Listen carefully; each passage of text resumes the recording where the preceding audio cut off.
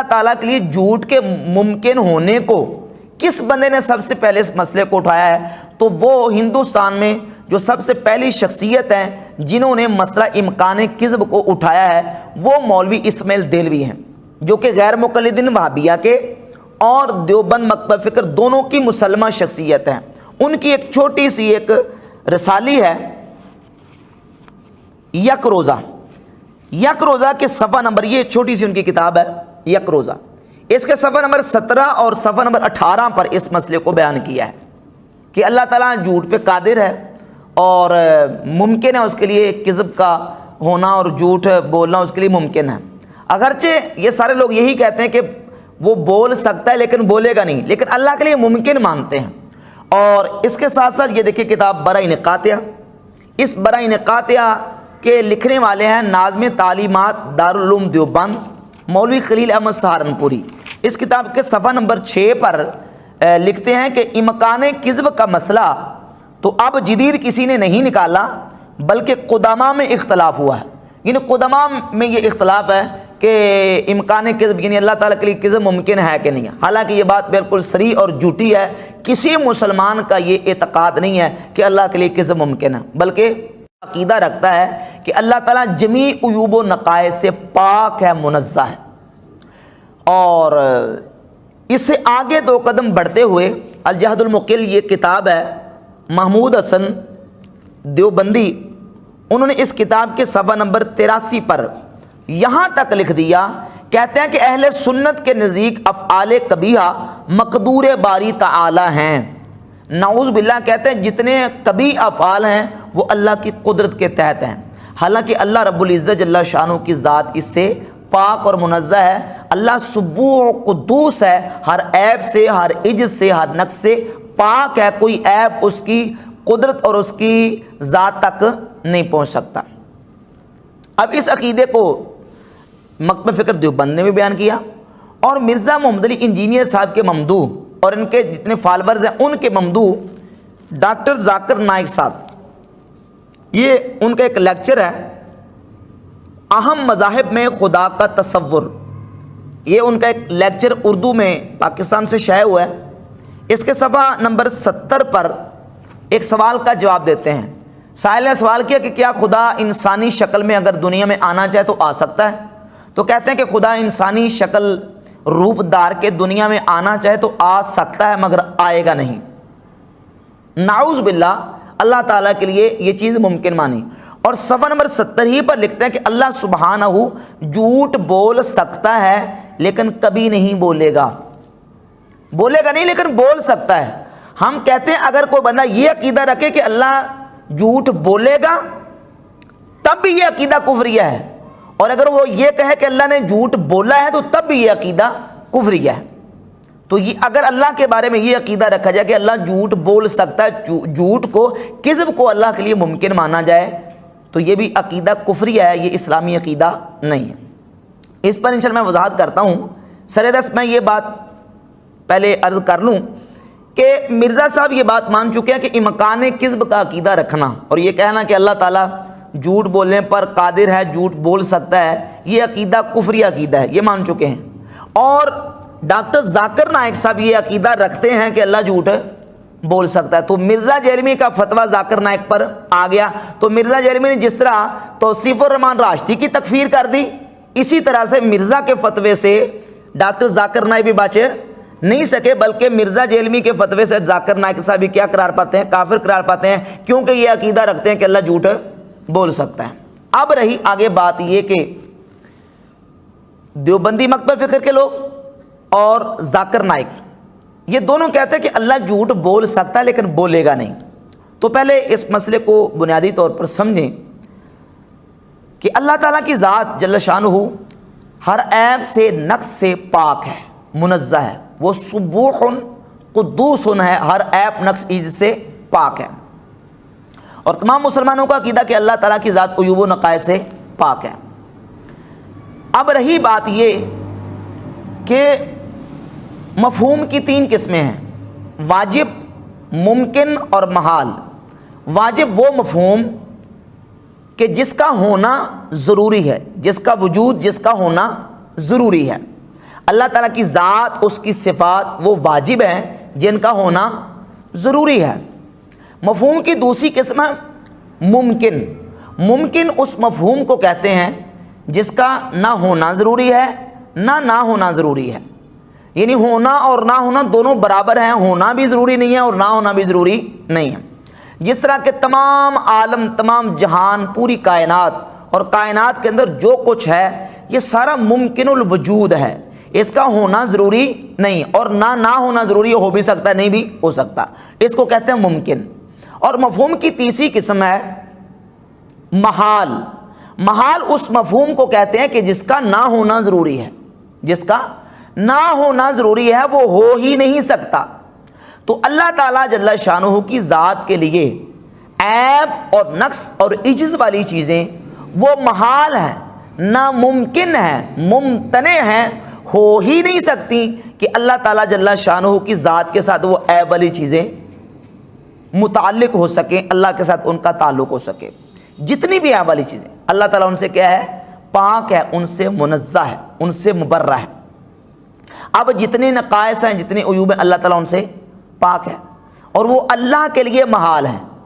تو اللہ تعالیٰ کی قدرت کا تعلق وہ ممکنات کے ساتھ ہے، محالات کے ساتھ اللہ کی قدرت کا تعلق نہیں۔ نہ ہی واجب کے ساتھ اللہ کی قدرت کا تعلق ہے اور نہ ہی محال کے ساتھ اللہ کی قدرت کا تعلق ہے۔ یعنی ان اللہ علی کل شیء قدیر، اللہ ہر شے پر قادر ہے، ہر چاہت پر قادر ہے۔ تو اللہ تعالیٰ جل شانہ کی قدرت کا تعلق وہ ممکنات کے ساتھ ہے، محالات اور واجب کے ساتھ نہیں۔ اللہ تعالیٰ قادر ہے۔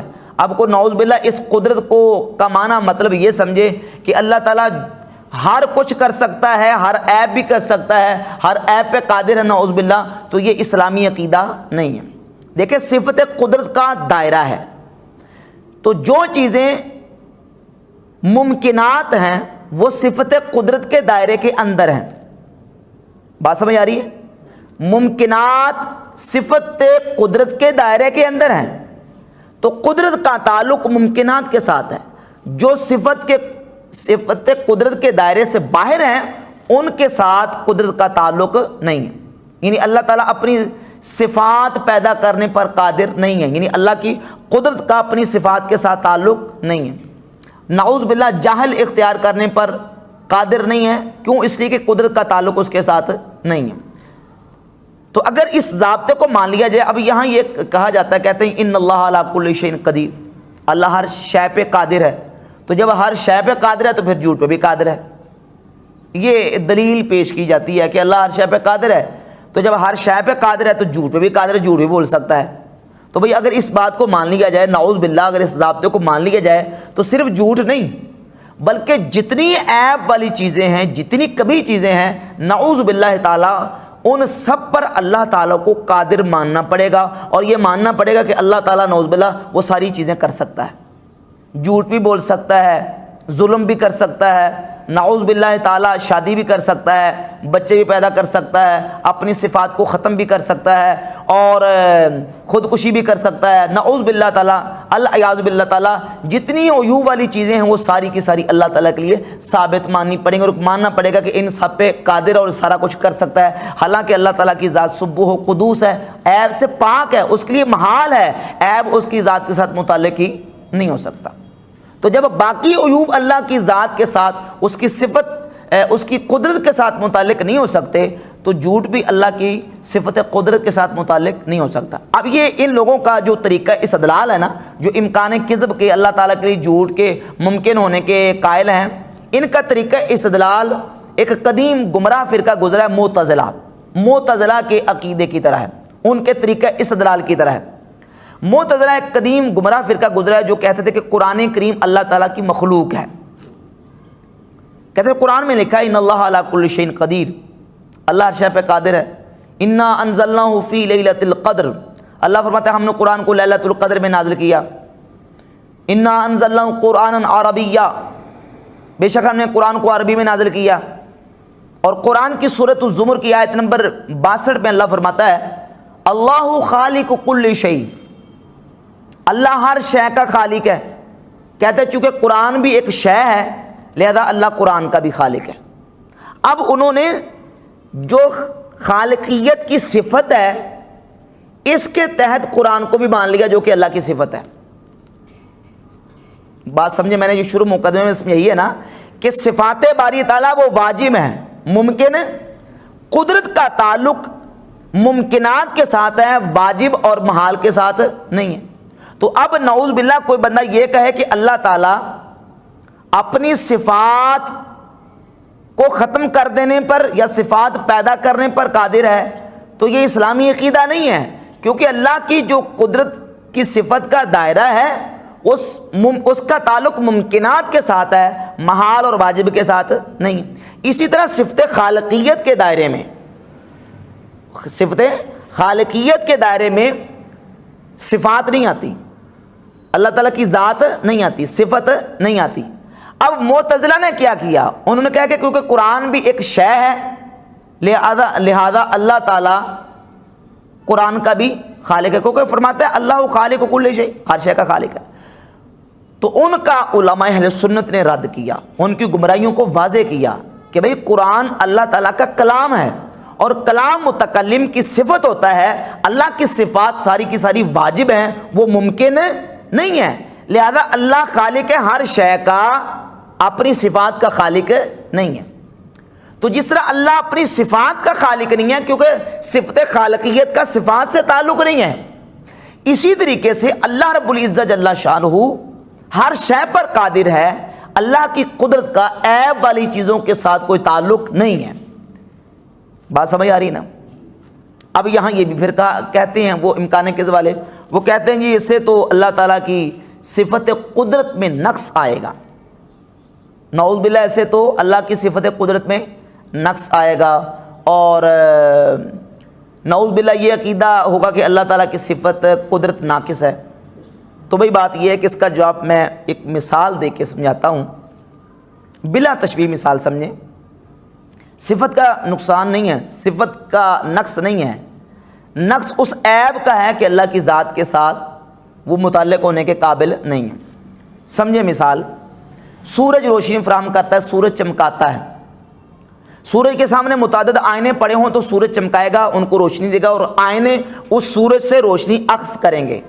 لیکن سورج کے سامنے اگر روٹیاں پکانے والا توا رکھ دیا جائے تو کیا وہ سورج سے روشنی عکس کرے گا؟ سورج اس کو چمکائے گا؟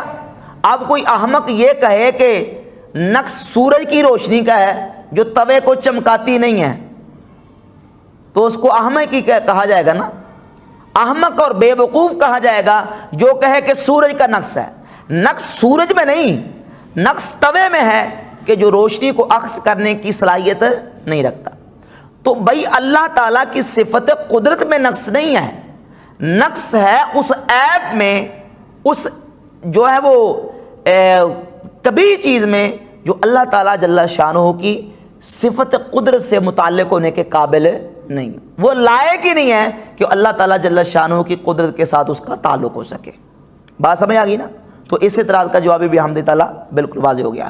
تو اللہ رب العزت جل شانہ کے لیے کوئی عیب ممکن نہیں، ناممکن ہے، محال ہے، اور اللہ تعالیٰ جل شانہ تمام محالات سے پاک ہے۔ اللہ تعالیٰ جل شانہ کی صفت کا محالات کے ساتھ تعلق نہیں ہے۔ اب اس سلسلے میں ایک اور بھی حوالہ دیا جاتا ہے کہ دیکھیں اللہ تعالیٰ نے کفار کے بارے میں یہ فیصلہ فرما دیا کہ جہنم میں رہیں گے، جنت میں نہیں جا سکیں گے۔ تو بھئی اللہ تعالیٰ قادر ہے، اللہ تعالیٰ چاہے تو ابو جہل کو جنت میں داخل کر دے اور فرعون کو جنت میں داخلہ عطا کر دے۔ تو جب وہ قادر ہے تو پھر وہ کرے گا نہیں لیکن کر سکتا ہے۔ تو بھئی یہ بات بھی غلط ہے، اس لیے کہ دو چیزیں ہیں، ایک ہے وعدہ، ایک ہے وعید۔ اللہ رب العزت جل شانہ اپنے وعدے کے خلاف نہیں کرتا، ان اللہ لا یخلف المیعاد، بے شک اللہ وعدے کے خلاف نہیں کرتا۔ وعدے کے خلاف کرنا، اپنی دی ہوئی خبر کے خلاف کوئی بات کرنا، یہ عیب ہے، یہ نقص ہے۔ اللہ نے خبر دے دی کہ کافر جہنم میں جائے گا، کافر جہنم میں جائے گا، کافر کے لیے وعدہ ہے کہ جنت اس پر حرام ہے اور اس کا ٹھکانہ کیا ہے؟ جہنم ہے، وہ ہمیشہ ہمیشہ جہنم میں رہے گا۔ اب اللہ رب العزت جل شانہ اپنی دی ہوئی خبر اور اپنے کیے ہوئے وعدے کے خلاف نہیں کرے گا۔ اگر کوئی یہ کہے کہ نعوذ باللہ اللہ تعالیٰ اس کے خلاف کرے گا تو یہ گویا کہ وعدہ خلافی کو ممکن مان رہا ہے، اور اللہ تعالیٰ جل شانہ کے لیے عیب کو ممکن مانتا ہے کہ اللہ تعالیٰ وعدے کے خلاف کرے گا، حالانکہ اللہ وعدے کے خلاف نہیں کرے گا، اپنی دی ہوئی خبر کے خلاف نہیں کرے گا۔ اگر اس کی خبر میں کذب اور اس کے خلاف ممکن مان لیا جائے تو نعوذ باللہ پتہ نہیں کتنی بڑی خرابی واقع ہوگی۔ پہلے یہ سمجھ لیں کہ اس کی میں آگے تھوڑی سی وضاحت کرتا ہوں۔ وعدہ اور وعید میں فرق ہے۔ اللہ وعدے کے خلاف نہیں کرے گا۔ ایک ہے وعید، کسی گناہگار کے بارے میں وعید فرما دی کہ اگر یہ گناہ کی کرے گا تو اس کو جہنم میں اللہ تعالیٰ ڈالے گا، یہ ہے وعید۔ تو اگر اللہ رب العزت اس گناہگار کو جہنم میں نہیں ڈالتا تو بظاہر خلاف تو ہے، لیکن وعدے کے خلاف کرنا تو عیب ہے، وعید کے خلاف کرنا عیب نہیں بلکہ اس کو کرم کہا جاتا ہے، اس کو کرم اور رحمت کہتے ہیں، اس کو عیب نہیں کہتے۔ اور وعید مقید بالمشیت ہوتی ہے، یعنی اللہ تعالیٰ کی مشیت کے ساتھ مقید ہے کہ اس بندے کے بارے میں جو وعید فرمائی گئی ہے اس کا مطلب یہ ہے کہ اللہ تعالیٰ چاہے تو اس کو جہنم میں ڈال دے اور چاہے تو جہنم میں نہ ڈالے۔ تو وعدہ اور وعید دونوں میں فرق ہے۔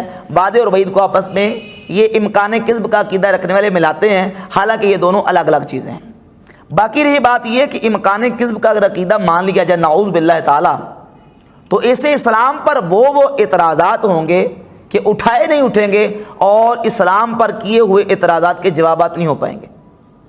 نعوذ باللہ وہ لوگ جو کہتے ہیں کہ اللہ تعالیٰ جھوٹ بول سکتا ہے، جھوٹ بول سکتا، بولے گا نہیں، وہ بول سکتا ہے، تو گویا کہ اللہ کے لیے نعوذ باللہ وہ اللہ تعالیٰ کے لیے کذب ممکن مان رہے ہیں۔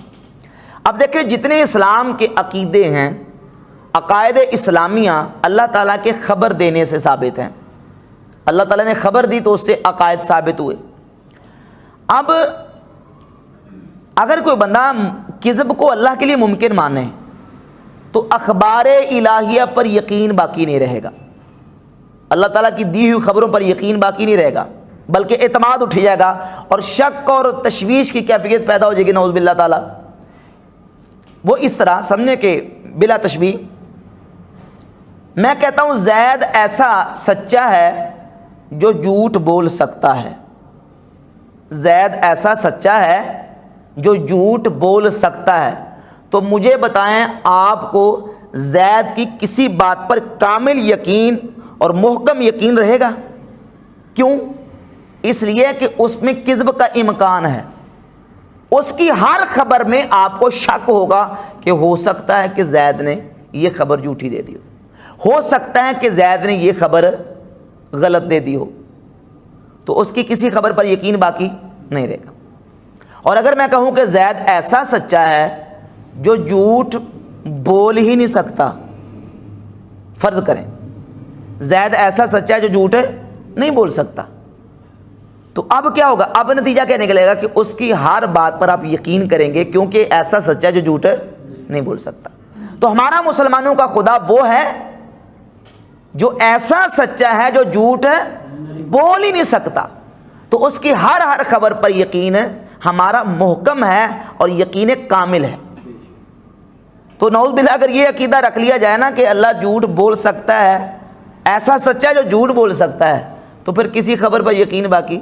عیسائی غیر مسلم کہہ سکتے ہیں کہ تم تو اس کو خدا مانتے ہو جو جھوٹ بول سکتا ہے، تو جو خبریں قرآن کی صورت میں تمہارے پاس موجود ہیں یہ اسی کی خبریں ہیں نا، اسی کا کلام ہے نا جس کے بارے میں تم کہتے ہو کہ وہ جھوٹ بول سکتا ہے۔ تو قرآن کی جو آیت بھی آپ پڑھیں گے اس میں ہی وہ اعتراض کر سکتا ہے کہ دیکھیں آپ کا خدا وہ ہے جو جھوٹ بول سکتا ہے، تو ہو سکتا ہے کہ اس جھوٹ بول سکنے والے نے ہو سکتا ہے کہ نعوذ باللہ یہ جھوٹ بول دیا ہو، تو آپ اس کا جواب، یہ امکان کذب والے اس کا جواب نہیں دے سکتے۔ تو بحمد تعالیٰ اہل سنت کا عقیدہ بالکل واضح ہے کہ ہم اللہ تعالیٰ جل شانہ کو ایسا سچا مانتے ہیں جو جھوٹ